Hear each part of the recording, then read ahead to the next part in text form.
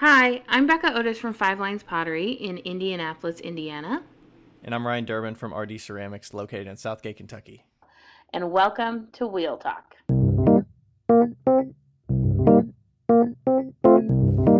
Hey guys, we've loved answering all of your questions so far. If you'd like to hear your question on the podcast, please send them to us on Instagram at Wheel Talk Podcast or by email to wheeltalkpodcast@gmail.com. Thanks. And that one I started early. The last one I started late. There we go. And this one I started early. We're live. We're live. Oh, I have cheese in my throat. We're live. That's what was supposed to come out? Yeah. Kind of. Hi, Becca. Hi.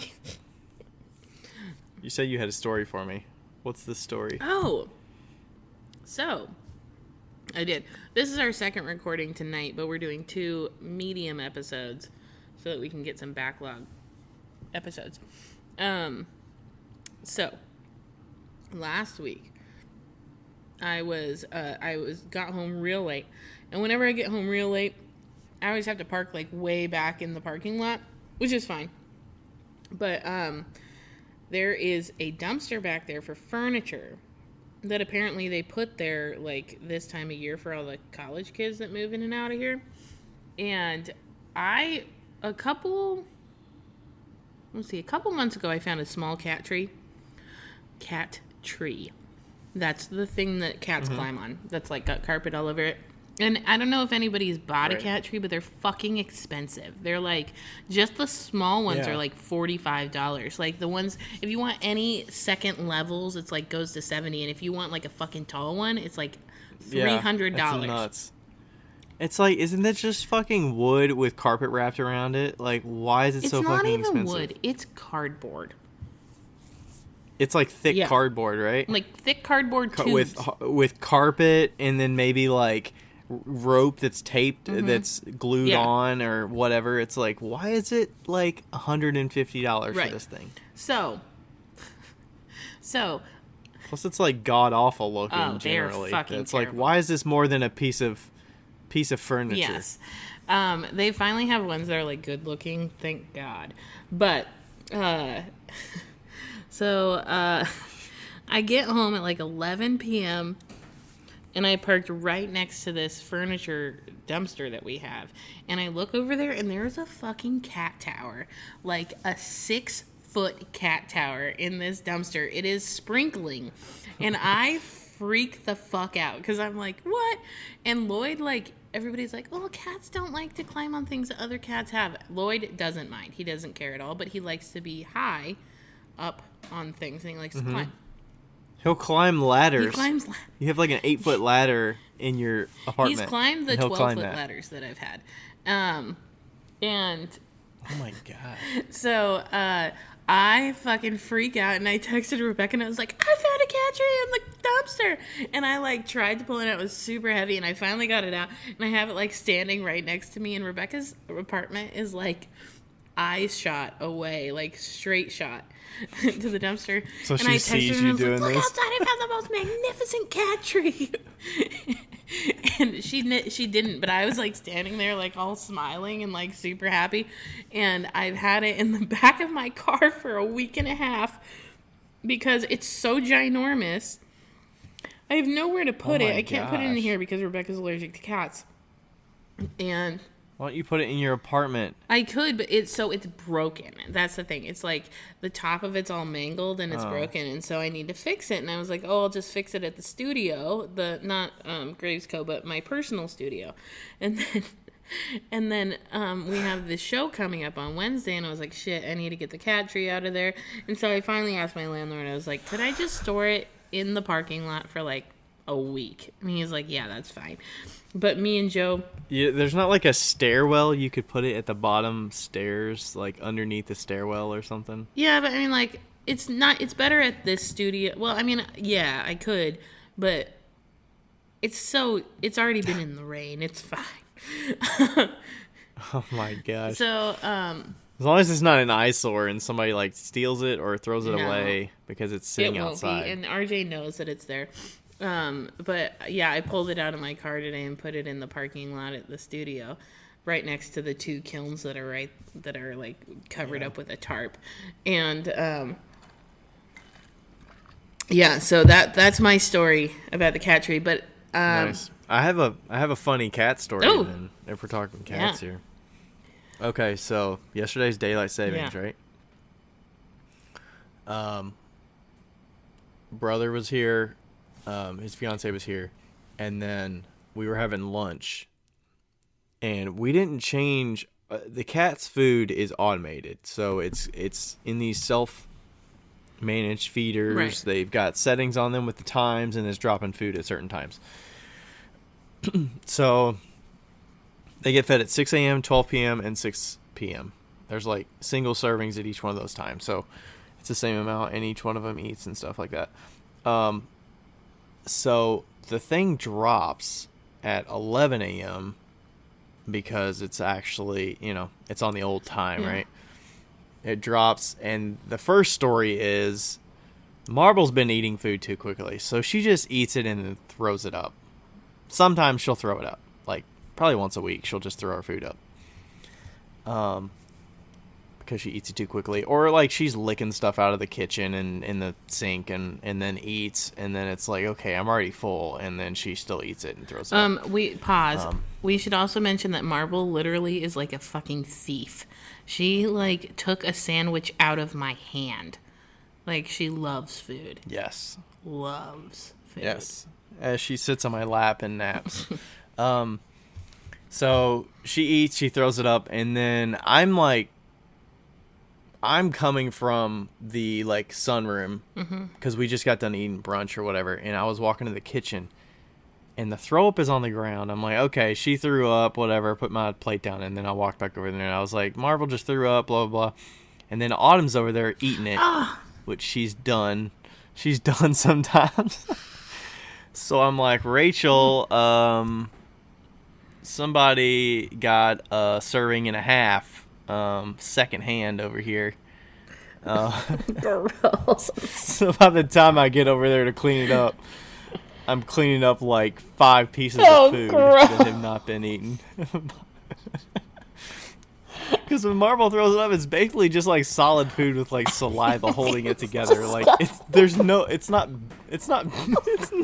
bitten up or anything. It's just solid food with saliva. So Autumn's eating it, and Rachel's like, "What the hell? What the hell? Don't let her lick me and stuff." So, and then the second funny part of that is I changed the time on there, and I fixed it to the right time, so I moved it back an hour. And then their feeding came up again, and they run over there, and Marble's eating it up, and then I'm like scooping her up, and I'm like, no, you can't get it. And then I'm like, well, I'm gonna have to put the food back up, and I'm holding Marble, and then I pick up Autumn, and I'm like, oh shit, the other one's gonna drop. So I pick up Autumn, and then they're both like freaking out in my hands, and I'm like trying to hold them because they're both flipping out. So I just let them eat. So Marble got a serving because she threw up 1 serving, and then Autumn got 2 servings because I'm sure Marble eats her servings all the time sometimes. So Have you seen? You should put like Ooh, that's ironic. You should put like marbles in Marble's bowl, so she has to like eat around them or something. in her bowl, Well, have you seen those cat bowls that like have like a little maze so that they have to like eat around the maze so that it slows them down? You should get those for her. yeah. How like I would have the actual food come out of it into one of those? Yeah, I think so. How would I know which one Marble's gonna eat out of? Set it for a minute before. I mean, that's not guaranteed. Marble's I don't a know. food hoe. We know she's gonna get to that bowl before Autumn does. She eats so fast. And then Autumn will just like, if you're just over there by her and you're just like, hey Autumn, she'll like start walking over to me. I'm like, eat your food. Like she's distracted and she'll just walk over. And then I'll be like, go on, like Finish your That's food. how Floyd was when I had Lloyd and Floyd. I would have to put Floyd on the other side of a fucking door and let him eat because it took him 5 years to eat. And Lloyd would be like, "Wah!" And like freaking out over it. Now I just put a bowl out. I've just given up and I just open feed him. Yeah. And it's actually helped quite a bit because he doesn't eat as much, I don't think. He maybe gained a pound, but he probably needed it. I mean, they're pretty regulated. Like, I don't think... They're pretty small. Yeah. I mean, Lloyd's a lot taller and longer, but, like, Marble probably doesn't weigh more than 10 pounds, and Autumn weighs, like, 9 pounds or something. Lloyd weighs... And they're both, like, 3 and 4 years old. Yeah, so. Lloyd, I think he weighs 13 pounds now, and Babs weighs 9. So, and she's chubby. Lloyd's really tall and really dense, Lloyd's a huge fucking cat. Lloyd looks healthy, but he's, like, dense. He's a huge cat. Like, he's very muscular, he's very tall, and he's very long. So, like, him at 13 pounds, where a normal cat would be, like, super chubby, he's, like, super fucking skinny. Like, you can still see his bones. Mm-hmm. So... Yeah. All right, there's your cat talk for today. Cat talk. I wish I could tell my dreams on this podcast. I had a really fucking crazy dream last night. It was like a video game, but I won't tell it. I don't remember my dreams that long. I would have to like write them down or something. Hi, Rachel. She's not here. Just look back. I was just turning around. Oh, Andrew Linderman says hi. There's a ghost over there, so I was looking at the ghost over there. Andrew Linderman says hi, by the way. Yeah. To you and Rachel. Andrew. Hi. Andrew and Rachel. Hi, Andrew and Rachel. To Ryan and Rachel. All right. I have some feedback from our listener survey that we sent out in February, March. Mm-hmm. And got a couple things. So this will be the, if you could say anything anonymously on the podcast, what would it be? We had a few here. One of them is funny. It says, I rarely agree with Becca over Ryan, but Becca is right about free shipping. So you got that going for you. Also, rude. You're like, fuck yeah! But fuck you. No, I'm kidding. Never. I never would. No, I would, but no. Another one says, life's too short. Try to avoid doing as many things as you can that you don't enjoy doing. True that. True that. And then one more says, you guys have a great podcast, in large part because you're so different from each other. The respect you have for each other comes through each conversation. We do respect each other, and I appreciate that about us. Yes. Sometimes though, Val says that she yells at the podcast. She's like, Ryan, don't let her talk to you like that. Don't take that.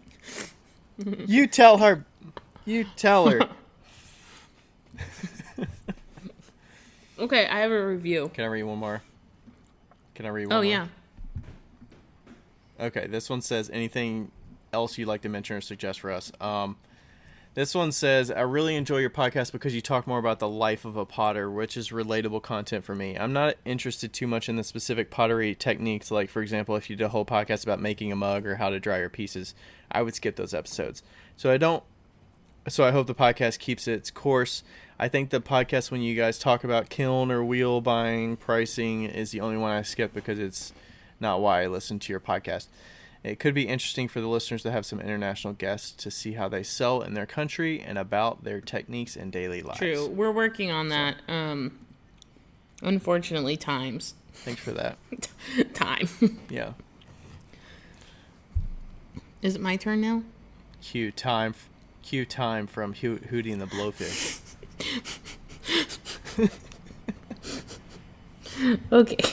All right, let's go.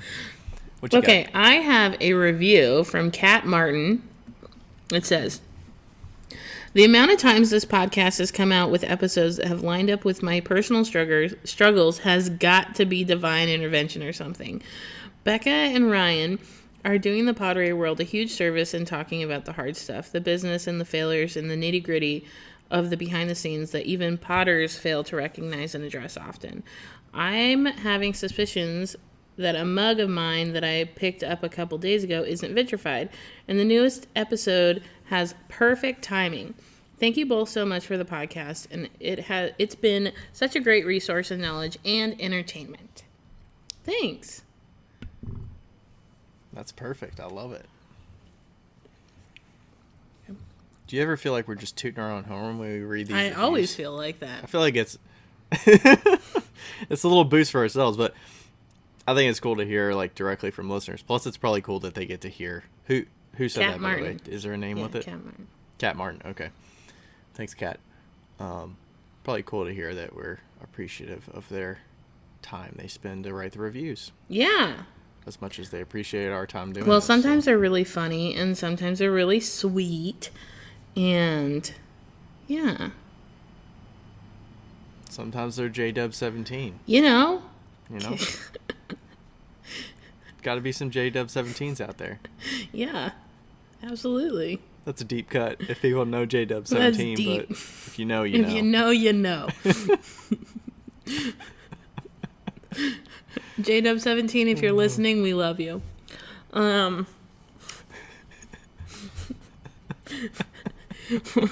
What are we talking about today?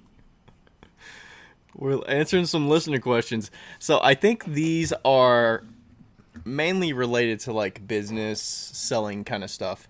So, Okay.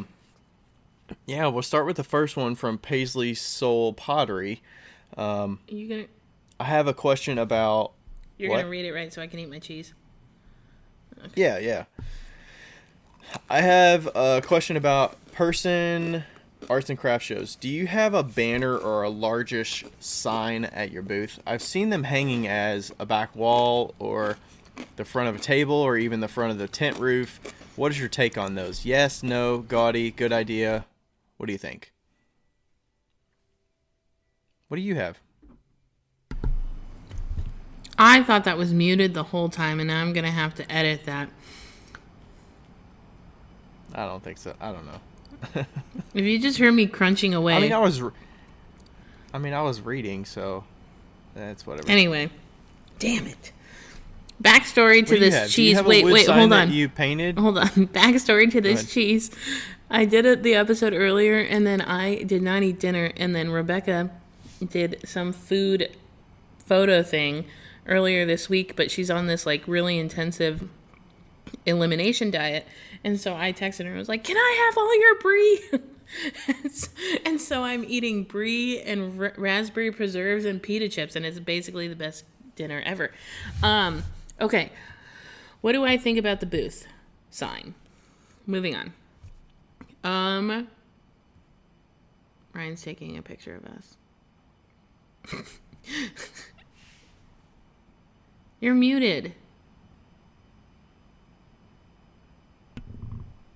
It's all right. Okay. Anyway, moving back. It's good. Look at us. We're live, guys. We're a fucking shit show. Anyway, moving on. I do have a sign, but it's like a smallish sign. It's not super big. When I would have a sign at Leavenworth, it was probably 3 feet wide, 1.5 feet tall, and it said Five Lines Pottery. And the only reason I kept it was because I already had it. And I would just set it on the floor, basically. I never hung it, I don't think. Yeah. Yeah. I mean, you could probably do some creative shit with yours, right? I mean, you like to paint and stuff, so I feel like you drawing on wood and designing it, like you could probably do some cool stuff. Yeah. I'm really excited to make my shitty cup sign. I'm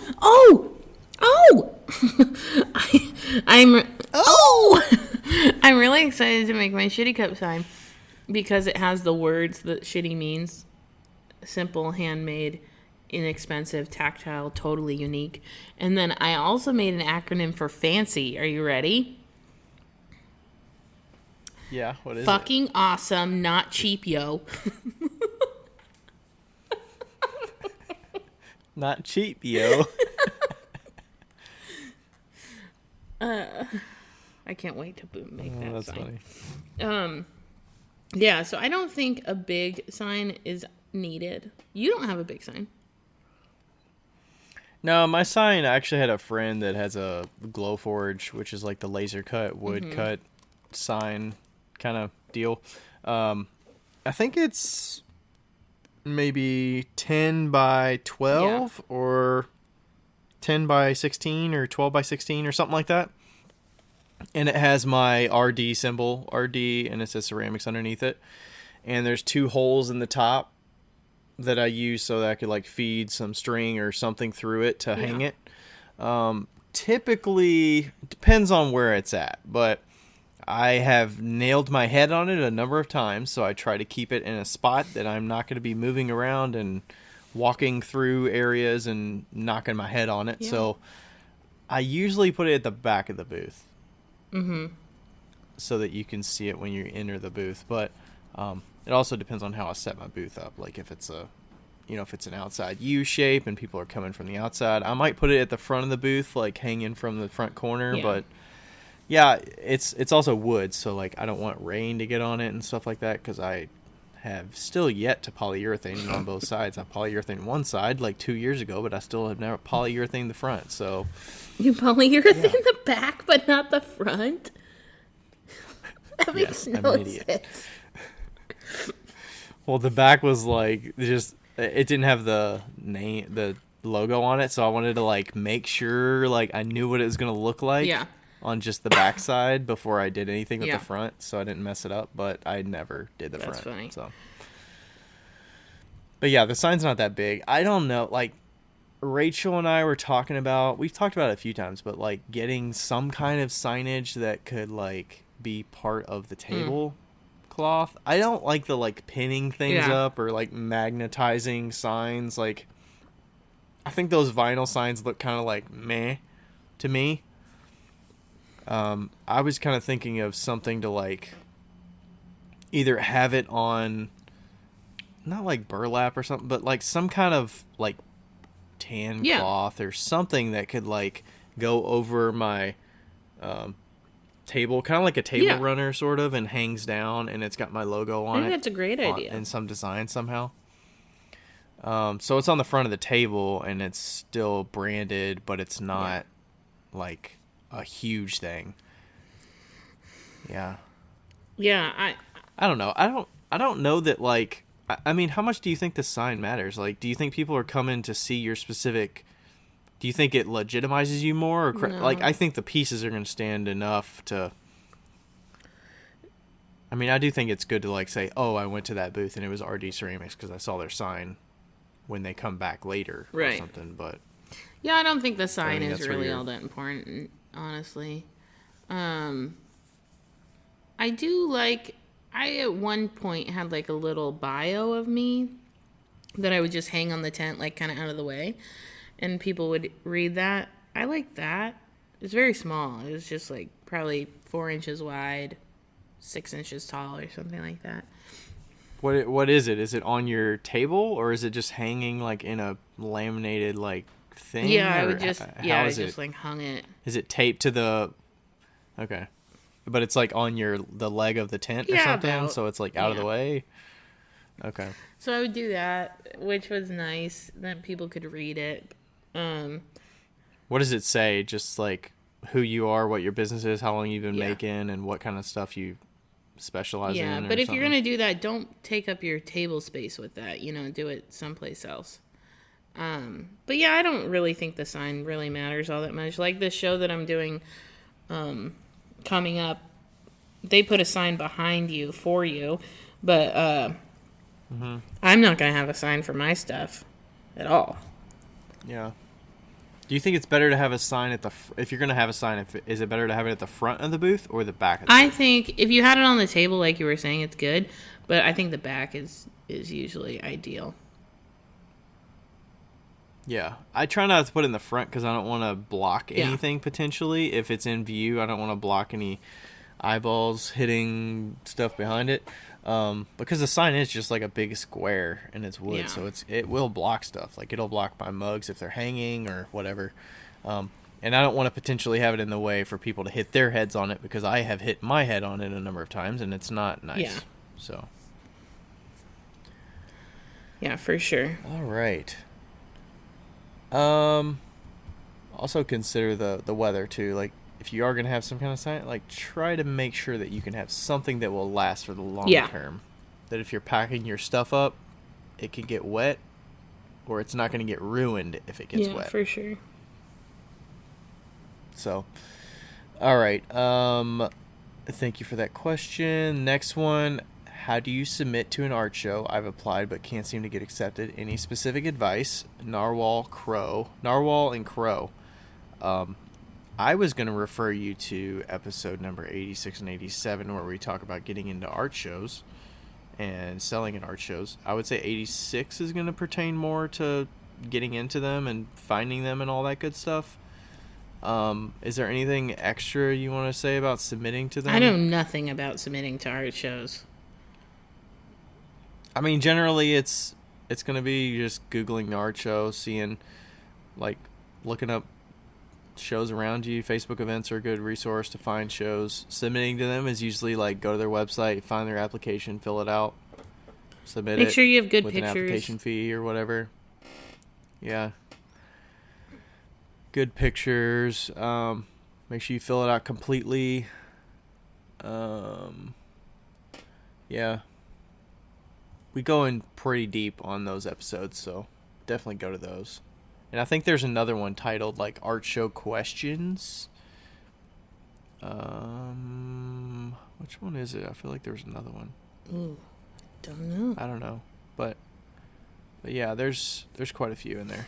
Art Show Q&A. All right. Next one is... This one's good. Mudhead's Pottery. I'm doing a wholesale order for a coffee shop. Do you put your maker's mark on wholesale work? I know Graves Co. does not, but she is a high roller. Well, she does sometimes. It took a lot to put one of the biggest client that we had. Well, not anymore, but like it's probably based on the agreements with them and stuff like that, right? It took a lot just to put the X on the bottom. Is that more for she doesn't want her competitors to know who it is, so she doesn't want to know her source? Yes. Which, by the way, is a very bad business practice, in my opinion.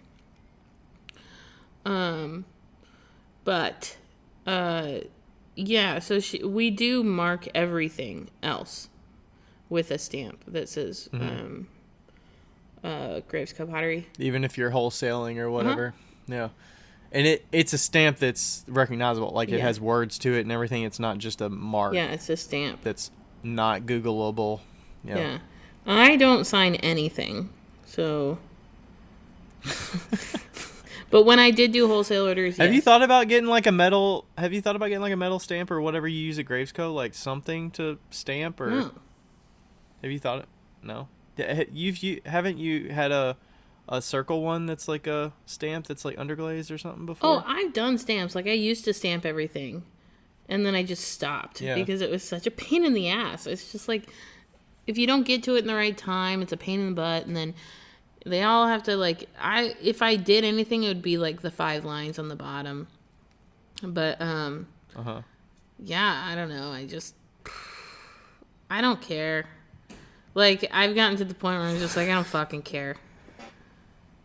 I mean, usually the stamping and stuff is for branding and for, like, returnability and knowing when you made it and all that kind of stuff for people that are buying, for collectors and stuff like that. But I feel like you don't really care as much about that stuff. I used to, but not anymore. And now I'm just like, nah, I don't even sign the fancy shit. I'm like, whatever. I feel like you should, at least for that. I mean... Nah. What if you made a design with, like, do you put a design on the bottom in underglaze or anything? No. That's a lot of work, Ryan. Well, it's just a little something extra, right? You flip it upside down and there's a little something extra there. Yeah. No. Have you ever seen Dita Mert, the way that she signs her work? Maybe. She's got some cool stuff the way that she signs it. Like, she'll do, like, designs and stuff, or she'll, like, write out deed on it. Oh, that's cool. That's like Beal Pottery. Beal like, Pottery does that too. Yeah. I think Beal is pretty much the same on every one. I think Dedham changes it up based on the color and what pairs well with the mug and stuff. So but yeah, it's just a little some way to spice it up a little bit. Yeah, the Beal pottery stuff with the graphical drawings and stuff is amazing. Nuts. So cool, right? Amazing. Yeah, I've never had wholesale order. No, I haven't. The one thing that does come to mind with a wholesale order, the maker's mark is one factor, but I've never had that. I still stamp stuff. I still put the year. And the only thing with the other like wholesale order consideration, I do have different like inserts that I give people, because usually for wholesale they don't like, these are my inserts for regular stuff. This will be only on the video, but it's got all my contact info and all that stuff with my social and shop and website, email and stuff like that. I generally have those for wholesale, but I remove the contact info. So I don't have my email, and I don't have my website, and I don't have my Etsy shop. But I can still put my name and photos and all that good stuff, and then have my social media, just because a lot of those wholesale clients don't want you to just have links directly to your shop. They want people to come to their shop and have you get the support, and then also support you because they buy your stuff wholesale. So that's just a matter of talking with the client of like, hey, can I give you these inserts? It talks about thanks for buying handmade, they're dishwasher, microwave safe, all that good stuff. And it also like looks better for your branding to have those with it. If you give them mugs, just put those in each mug and they'll take it. And it's good for a gift too. Like, it talks about the work, and if they're gifting it, then it looks nicer. Yeah, so. But yeah, I would say definitely stamp everything. If you normally put a stamp on stuff, put a stamp on it. Yeah. Sometimes I'll give my stickers to people. Mm-hmm. To wholesale people? Yeah. It depends on the client. Like, some of them are super, like...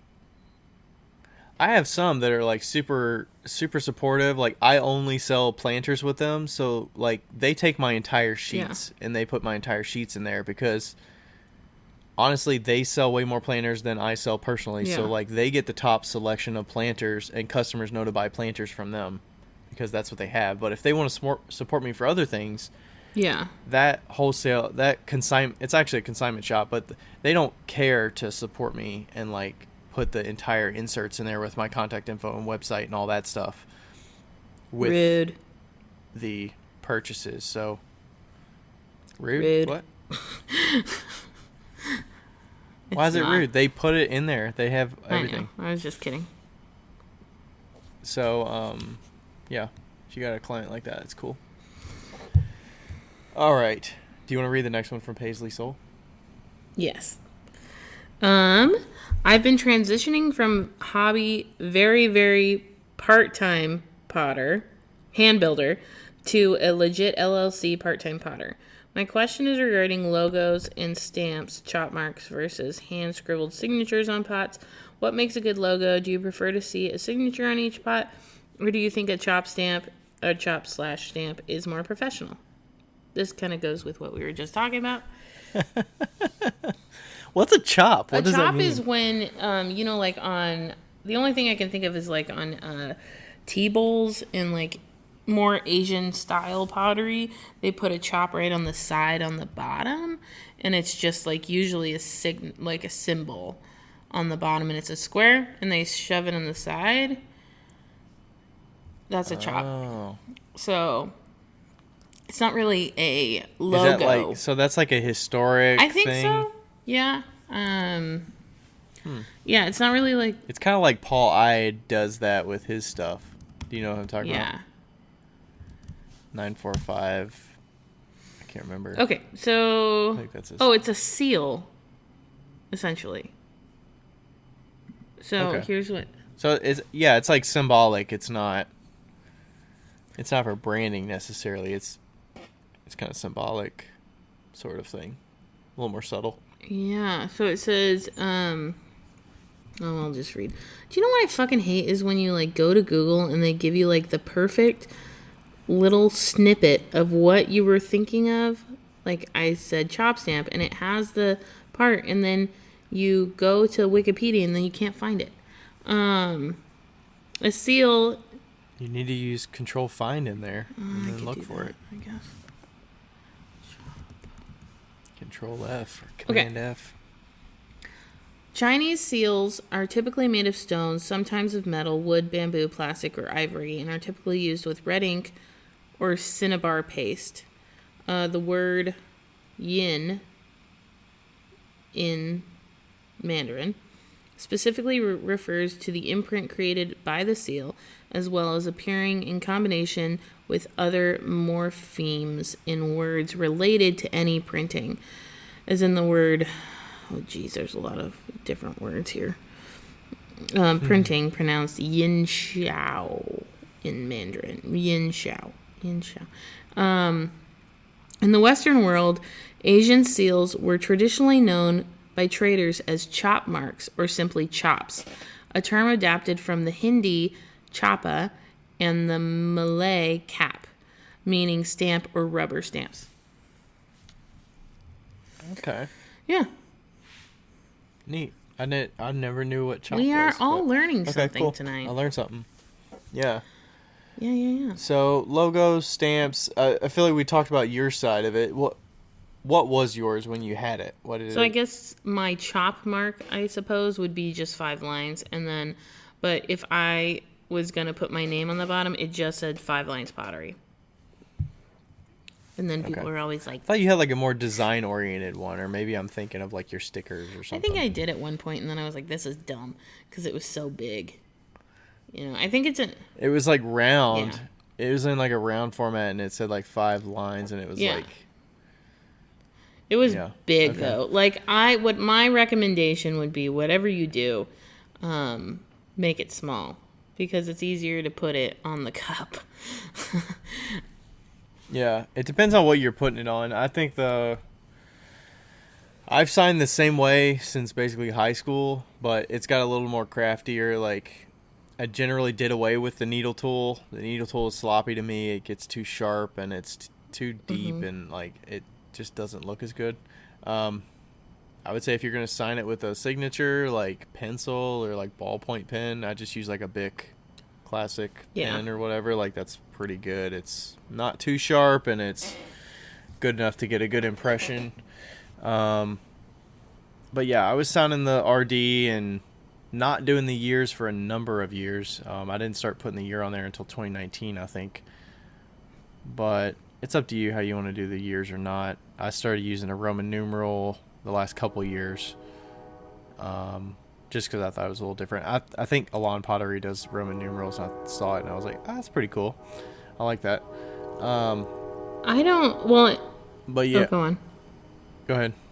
Oh, I was gonna say, in regards to the question, I don't think it matters whether you have a stamp or a signature. Yeah, I mean, I think it's good to have something on Yeah. there. I mean, obviously I don't, but like, that's because I'm in I don't give a shit mode. But yeah, like, so if you're gonna have a stamp, make it small, potentially make it round, because round is a little bit easier to, or round-ish is a little bit easier to like stamp. Square can be difficult on a round bottom. but yeah, I think that it depends on the quantity that you're doing. Like, obviously, if, like, in our business, other people are making the pots for Gravesco, so a stamp is necessary because nobody can sign that many pieces. I'm looking up Paisley Soul and seeing what they make. Paisley Soul. Here we go.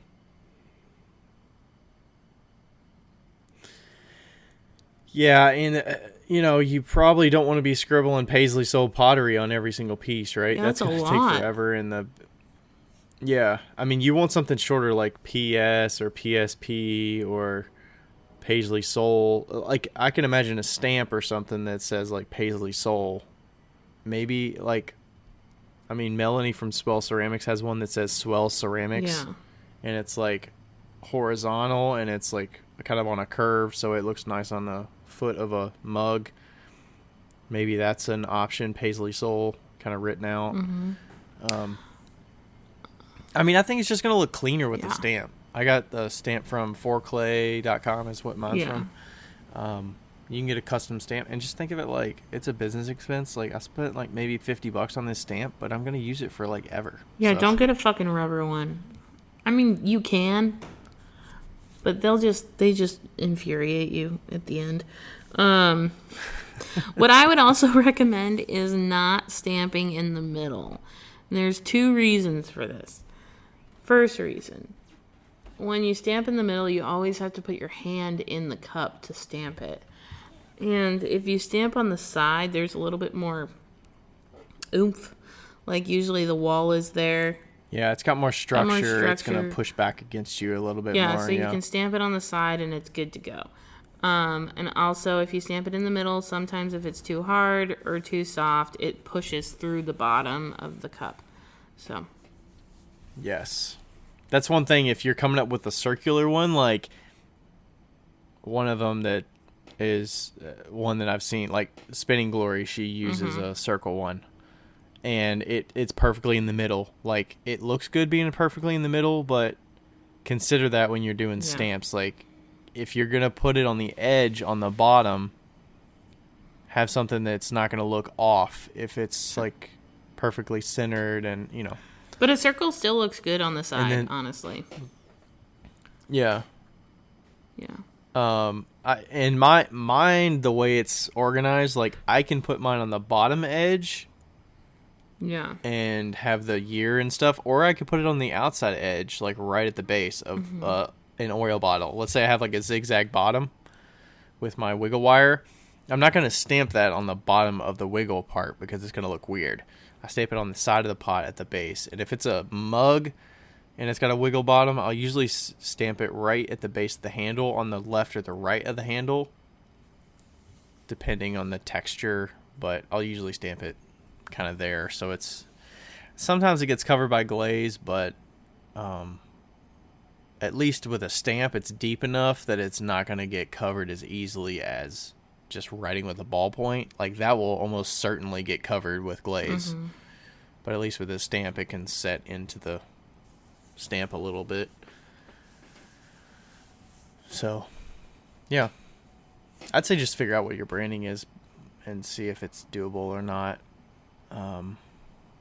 But yeah, I mean, they're reasonably priced. You're going to get longevity out of it if you get a stamp, or just do a ballpoint for a period of time until you figure out what design you want for the stamp. All right. This last one, how do you want to do that? It's a long one. Oh, wow. You want me to read it? Holy shit. Yeah. You initially answered it, so I think we answered it in our DMs, but I don't remember that. Okay, I'm ready. Okay. Go for it. I apologize in advance. Becca, please read question number 4. What would... Loud for everybody to hear. Out loud and for everyone to hear. What would stop you from participating in a show? Lately, it's been very popular to require high fees from vendors. I've seen as high as $200 to $350 for one day, 6-hour show, and maybe a projected 9K attendance. I'm also seeing contracts being required where the vendor won't sue if they fall, will agree to be there at a certain time and not leave their booth. Bathroom breaks and food aren't an option because you can't have someone else man your booth, and people like me don't have employees. This is under the contract still. You'll defend the event if they are sued, etc., etc. These contracts are several pages and often say vendors are independent contractors, which has its own legal issues. I've also seen requirements for vendors to raffle items off, which in may experience results in people going to booths for the raffle tickets but not buying anything, especially if they are already paid to get in or if the focus is of the event is food, activity, music, yoga, etc. To me, it seems like shows/events are a way to gatekeep. So many rules, regulations, and costs, little offered to the vendor, and often the same people get into the good shows. It keeps certain people out, be it due to time or income restrictions or concerns with signing contracts, or you're just not part of the in crowd. Maybe it's not like this in other places, but I'm finding this shift in what markets look like to be completely discouraging. I don't want to pay $200 and call it good if I break even on my booth fee, because that sounds like an expensive Saturday. Some of us have families and financial obligations, and I feel as though event organizers don't get that and instead act like they are doing me a favor to pay them so much money to be able to make that a little of that back. Woo! There's a lot. Thank you, Becca. You're welcome. A plus. Thanks. Wow, B plus. I feel like A plus. Oh, I said A plus. I would have taken a B plus. B for B Becca. All right. I like that last part. Some of us have families and financial obligations. They feel like it's a favor for me to pay them money. It's a favor for me to be at your show and represent your show. Yeah. Yeah, I think going back to the beginning, it says, what would stop you from participating? I think any of those things, like a lot of those things, when you're, at least for me, like I've applied to a number of different shows, so I've seen a lot of different, like aspects of how much you're paying for. What do they require you to do? What do they give you? What contracts do they have, or what requirements do they have? And, some of those things factor in. It's like, you have to be here at this time for this event, or you have to, you have to have a white top for your tent or something. There's shows that have those kind of restrictions, or require you to have your, provide proof of your, liability coverage up to $1 million or something like that. Like some shows require that kind of stuff, and you have to send them documentation for that. I've done better about that kind of things these days. So, with the insurance and things, so like those are not off the table anymore. But, yeah, I mean, a lot of it factors in of, have I done it before? Have I not? Have I been there before? Do I know what to expect? Like, is there somebody else I could talk to see what they expected and how they sell? $200 is like, that's a lot for a one day. Like, the most I've spent for a one day show is probably $150 for one day. But I've generally had good experience with, like, either, I also generally attend a show before, or have an idea of people that have been in the show before I sign up for one and pay for it. I'm not going to spend a bunch of money and travel somewhere and go in blind and have no information. For one, if you go to the show, you kind of know what price points people are selling, like what other potters have there and what they're selling. Hopefully you can get a sense of, like, are people buying stuff? Are they not buying stuff? Are they there for, like, a music festival and there's vendors there? Like, I'm generally not going to do a show if it's, like, a music festival and there's vendors there. It's like, they're not here for the vendors. If people are out here listening to music, live music, do they want to carry around a mug that they bought? No, like, they're here to, like, drink and stuff. And, like, the time of day and the length of the show definitely factors in for me, too. Like, if it's your show, like 10 a.m. to 8 p.m., like, fuck that. I'm not doing it. Right, I would never do it either. Generally, I'm not going to do that. Normally, I would never do it. Yeah.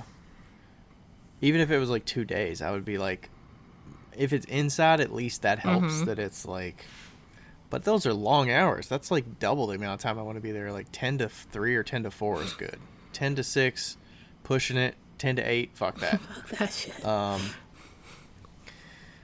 So I would say those are the biggest factors for me. The price is obviously a factor, but hopefully you get a better idea of what to expect. I don't know that you can just trust based on, like, okay, we're going to have 9,000 attendees here and go by their numbers. You got to kind of gauge whether your stuff fits in with the show or not. So I don't know, what's your experience with shows and like what about it this time? Like what gets you to think about a show? I don't know how much you've looked into I shows haven't now, looked into but a lot of them, but I'm at the kind of opinion now where it's like, if it's more than $200, I'm not fucking doing it. But what about 2-day, 1 day? 2-day, 1 day. Does that factor in? Would you do a 1 day over a 2 day, or I would probably do a 1 2-day day over a 1 I would day, probably do or- a 1 day. No, I like 2-day shows. I'm not opposed to 2-day shows, but I also feel like this whole kind of situation is one of those shit or get off the pot situations. It's like this whole like tension between vendors and show coordinators, and they kind of are like, they're kind of like the king of the castle almost, you know? It's like, we know our show's the shit, or we're going to pretend like our show's the shit, and you can participate or you don't have to. And I think that that's the thing. It's like, just fucking don't, you know? Because, and like, find the small stuff and work your way up, you know? I also think that I haven't looked at your stuff. I don't even know who asked the question. But, you know, you have to have pieces that are quality enough. Like, we all have to have pieces that are quality enough for the shows that we're attending. And to break even on a $200 for a day, you know, like, I don't want to say this, but I'm going to say this. It's one of those things. It's like, you got to know where you are selling wise. You know, if you're selling $200 at a show, maybe that's something. Maybe look into fucking farmers markets or church shows or something that's more in that level. And if a $200 booth fee intimidates you, and for good reason, you know, we all have certain points of where we are in our career and where we are in our level of like quality, you know, and everybody always starts out and is doing shows, and you know, they could learn a little bit. Fuck, you should have seen my first show, May 1st, my birthday. My shit was terrible. But, you know, we all have that kind of experience. And so it's just kind of like building up that like experience to make that $200 show worth it. As far as the rules are concerned, some of those sound absolutely fucking ridiculous. But, yeah, they sound real excessive. Like, you can't fucking leave your booth. Like, does that mean you have to use one of their designated booth sitters that they have that the show provides? Yeah. But it doesn't even sound like that. That sounds so stringent. I'm more of an apologize later sort of person when it comes to rules like that. But, that sounds like you're going to have your booth neighbor watch your booth, because they're not a designated vendor, so they can't actually be at a booth. Yeah, it's dumb. That's dumb. But yeah, if they have those shitty ass rules, I think that also goes to show you what kind of organizers they are. You know, if they're gonna be that fucking ridiculous, then once you start doing the show, they're probably gonna be just as ridiculous in person. And I would not want to be in a show like that, like, ever. You know? Yeah, some of the weird experiences are like things that turn me off, or if some of the organizers, or if some people that are helping with show setup or helping you load in and load out, if they're like rude, like, that'll turn me off, because I'm there for your show. I paid money to be here. Yep. So like, I'm gonna be nice to you. Hopefully you're nice to me. Like, we're in this together here. Like, you're providing this thing for me, and also I bring value to you because of the stuff that I have, and you accepted me. I paid my fee. Yeah. Like, as long as I'm not being rude and like not following rules with the procedures, and like those kind of things, load in, load out, ease and stress definitely can be a factor. But there's also some of them that you're just like, okay, some of these, like, I'm going to have to dolly my stuff in. But it's, like, totally worth it because the show is just really good, you know? I've never not dollied my shit in.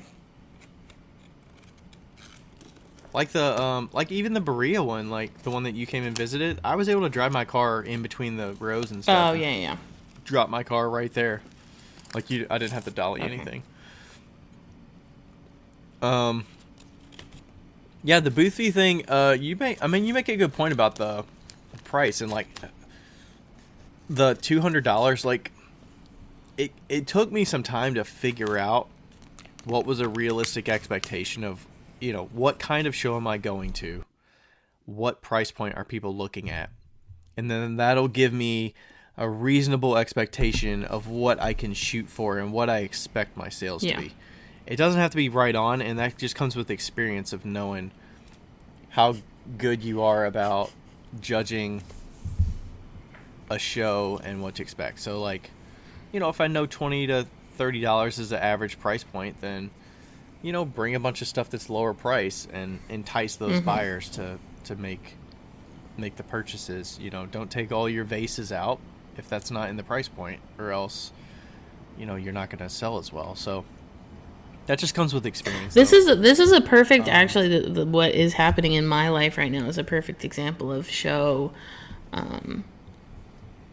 like scoping out a show almost, you know, like, so my friend signed up for this show thinking it was a completely different show, thinking it was like a fine art show. And it turns out that it was not a hobby, but like, a gift. What is it? Like decor and craft. No, like Christmas gift show, holiday gift show. And it's an extremely expensive show. It's $1,200 for a booth, a 10 by 10. And so I told her that I'd split it with her because her stuff, she does not have the right price point. And she fucking knows it. Like, she tried to get out of this booth. Like, she tried to get out of the show and they wouldn't let her. And, but that's like a perfect example. Like, you have to know your market and you have to know the show that you're going to, what market they have. Like, what I'm selling is perfect for this show. But what she's selling is not. She's like, I just need to make the money that I spent, you know? So, but we all have those moments where we like, I mean, I did the exact same thing. Ironically, the very first show that I did ever was the same type of show that I'm doing right now, which I think is like a whole new beginning. It's like I started out with that type of show. Would you say a whole new world? Whole new beginning. Because I started out with that type of show when I knew nothing, and now that I know things, then I'm going to another. No, not a whole new world, Ryan. Becca missing the Aladdin reference. And then I'm going to, you know, I'm doing the same type of show that I did 5 years ago. Well, that was my first, like, indoor Christmas show. But, yeah. Yeah, so it's like this whole new kind of, like, thing to see how it goes. But, yeah, I mean, like, you just have to know your market. You have to know the show. You have to know your quality and your style and your demographic. And if it doesn't fit that, then don't fucking do it. And if you don't know all those answers, you can also apply if you're willing to risk the money and go for it. Like, if you can afford to take the chance, you can go that route too. Yeah. Like, you don't have to have all the answers, but sometimes you do just have to take a chance because maybe you can't wait another year. If something comes up and an opportunity comes up and you're like, I want to try this, go for it. One good thing is, a lot of these shows, you have to apply for them if it's an art show. So you pay an application fee. You should be able to risk the application fee. I would hope that that's not a question mark of whether you're like, can I spend $35 for this application fee or $25 for this application fee? Like, and they give you all the details about like how much the booth's going to cost and what booth size you're going to get and all that stuff. So you should know all those details when you're applying for the show. But, you know, if something's on your radar and you're thinking about it, apply for it first just to see if you get in. and then from there assess it. I mean, you should already be assessing, like, should this be a show that I should be doing? But if you're thinking about it, apply for it and then see if you can do it. But yeah, you mentioned like the scope of the shows, like farmers markets. Those are super low risk. Yeah. Like, it's just the time. So those are usually like 10, $25. I don't know, $30. I don't know if they're more than that. Are there farmers markets that cost more than that? Oh yeah, there's farmers market that costs like $50. $50, yeah. So I would say, yeah, like farmers market's a good low risk one. There's some shows out there that are more like crafty or indie or like, you know, monthly things that are regular that might have a good stream of customers, but it's more like there are other things going on, or it's not necessarily like all art stuff. It could be like consumables, or it could be fabric or plants or something like that like you fit into that kind of area, which I would consider like West Side Market. You know, those booths might be $50 to $75, but it's still one day, and it's kind of like a upscale farmers market or something like that. There's more stuff going on. It's more of an event than just a one-off small market. And then there's kind of those other shows that are more like art shows or craft shows, I would say, that are in the $150 to $200. And they're usually not a single day, but some of them are a single day, and they could be, you know, like Hyde Park Art Show. I think that's like $140 a day for the day. But I mean, there's some single day ones that I might have done that have been $200, but it's very rare. It's got to be a pretty big art show and pretty like well known for me to pay that much for a single day. Oh, also I was gonna note about the Good Old Boys Club. You know,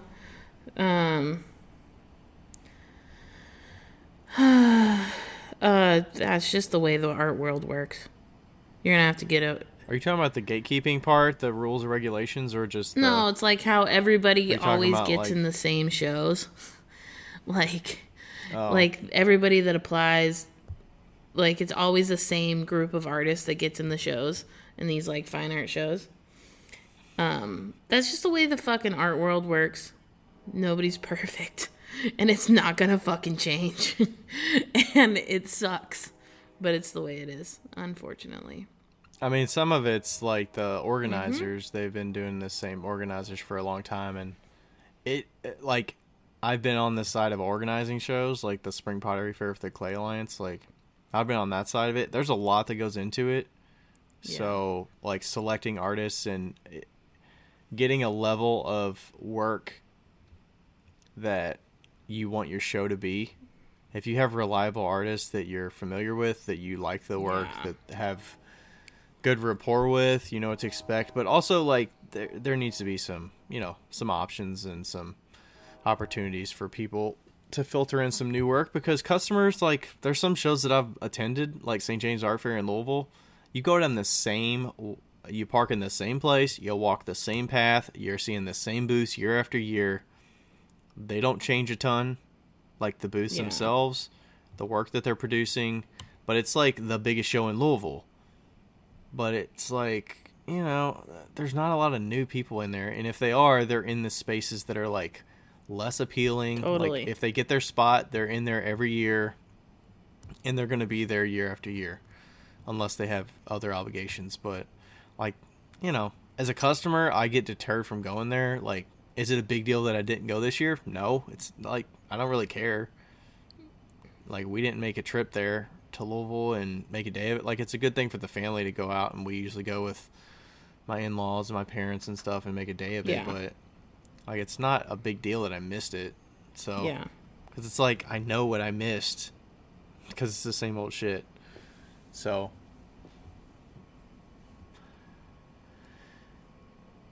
but yeah. Yep. It's its own learning experience, finding the shows. And jeez, yeah. Yep. But that's a lot of business questions, art show questions. All right. Anything else? I'm tired. Exhausted. It's 12:30. Yeah. Thanks everybody for listening. We'll catch you next time. Thanks. Bye. Bye. Yo, higgity, yo. It's Becca here. Hey, just so you know, thank you for listening. And also, we have... What do we have again? A Patreon. We have a Patreon that you should go, and if you want to donate to, you could donate to it. If you don't, that's cool too. But just Google Wheel Talk Podcast Patreon. Don't do the other one, because there is a Wheel Talk on Patreon, but it's not us. So make sure you get the right one. It's in the show notes. And also, leave us a review because they're fun to read. Okay, bye!